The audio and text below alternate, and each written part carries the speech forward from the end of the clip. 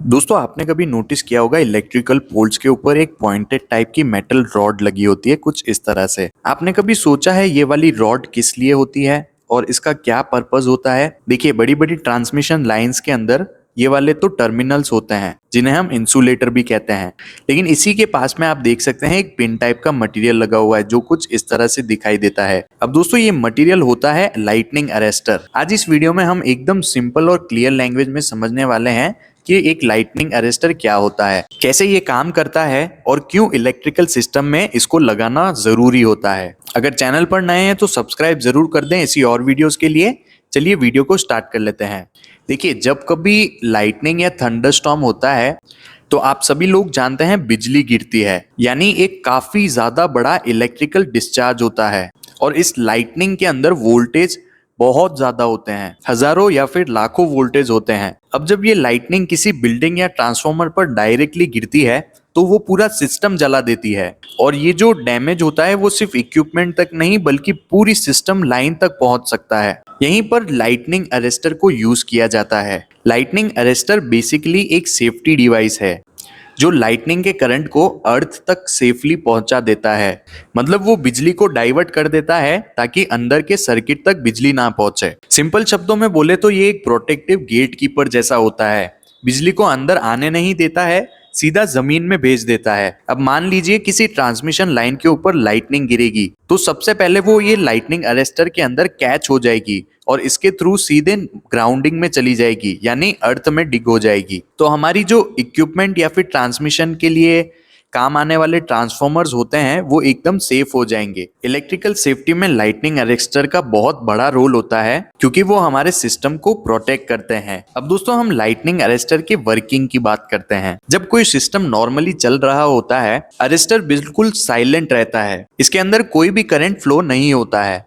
लेकिन जैसे ही lightning surge आता है या फिर हाई वोल्टेज आते हैं, देखिए सर्ज का मतलब होता है नॉर्मली किसी सिस्टम में जो वोल्टेज चल रहे हैं, मान लीजिए आपके घर के अंदर 220 वोल्ट चल रहे हैं और अचानक से एक सर्ज आता है यानी लाइटनिंग या थंडरस्टॉर्म होता है तो वोल्टेज बढ़कर हजारों तक पहुंच जाते हैं। इसी इंक्रीज होने के सिस्टम को हम सर्ज कहते हैं। वोल्टेज एकदम से जो बढ़ जाते हैं उसी को सर्ज कहा जाता है। तो जैसे ही लाइटनिंग सर्ज आता है इस अरेस्टर के अंदर जो गैप होता है वो ब्रेक डाउन हो जाता है और ये एक कंडक्टिंग मटेरियल की तरह काम करने लगता है, यानी अब इसके अंदर से करंट फ्लो हो सकता है और जैसे ही इसके अंदर करंट फ्लो होने लगा ये सीधा अर्थ और ग्राउंडिंग से कनेक्टेड होता है और वो जो करंट आता है वो सीधा ग्राउंड में चला जाता है। इस तरह से हमारा जो दूसरा सिस्टम है वो सेफ हो जाता है। दोबारा जब वापस वोल्टेज नॉर्मल होते हैं ये फिर से ओपन हो जाता है और इंसुलेटर बन जाता है, यानी अब ये करंट को वापस फ्लो नहीं करने देगा अगर वोल्टेज कम है तो। अब आपने देखा होगा दोस्तों लाइटनिंग अरेस्टर हमेशा हाई पॉइंट पर लगाया जाता है, जैसे पोल के टॉप पर या फिर ट्रांसफार्मर के ऊपर की तरफ, क्योंकि लाइटनिंग सबसे पहले जो हाई पॉइंट होता है उसी को कैच करती है।